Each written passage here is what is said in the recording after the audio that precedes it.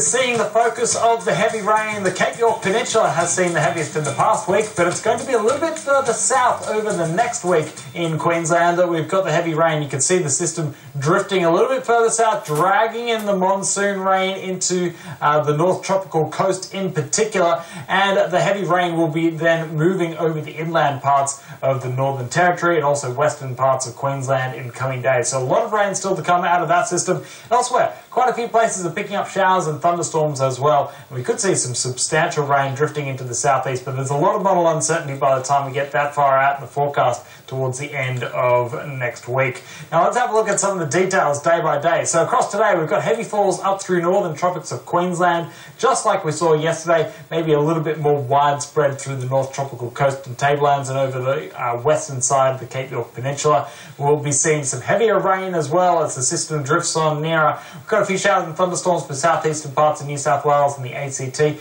Maybe some damaging winds in those as well. And up through the northwest, showers and thunderstorms spreading through that region once again. We've got a bit of a rain band coming across South Australia on Sunday. And so elsewhere tomorrow, we've got showers and thunderstorms for the southeast of New South Wales with slightly more moisture in the air. So we may see a little bit more in the terms of decent totals. Maybe a place might pick up 20 millimetres. Further showers and storms into Monday, and the heavy rain just really continues through the tropics and starts to push further into the desert areas of the Northern Territory.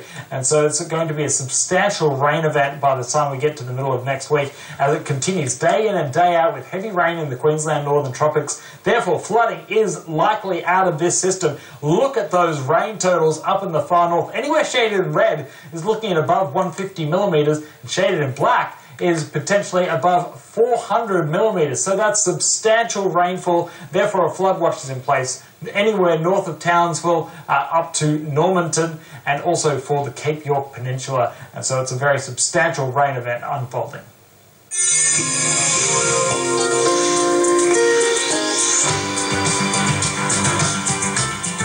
Bushfires in Tasmania have now burnt through more than 70,000 hectares since the start of December, and a number of blazes continue to burn throughout the state. With more details, Sky News reporter Stella Todorovic.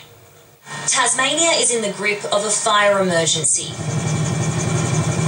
The Premier making the important decision to activate disaster recovery funding arrangements. My department's Office of Security and Emergency Management has activated the disaster recovery funding arrangements. The clear message I've received from the Commonwealth is that they will indeed also support our firefighting efforts. An out-of-control bushfire near the Terhune Airwalk has put communities and roads in Geeveston at serious risk, with embers jumping ahead of the fire front. One worrying thing is that people are reporting the fire jumping the Huon River onto the other side near Wattle Grove. That is totally unsubstantiated. We're receiving no information, no OOO calls, and we've got crews in those areas patrolling. Erratic weather conditions making it difficult to see and breathe, with smoke and ash filling the sky. Geeveston local David Dunn is prepared for the worst. The plan is we've been advised we should probably go now, but we're not being told to go now. So we've got a little bit of time up our sleeve. We've only just started getting stuff in order in the last half hour or so. We have a relative in Hobart, and that's where we would be heading. So for the moment I've got cattle on the land. I'm not sure where to put them, probably nowhere. They've got a dam, so hopefully they'll be okay. We're just getting our main essential things, hopefully some clothes and things, and all our personal stuff, photos and the usual. Residents have been warned to leave and to come here to the local PCYC, where an evacuation centre has been set up. But some have made that very tough decision to stay and defend their properties. A total fire ban remains in place until Monday. Stella Todorovic, Sky News in Huonville.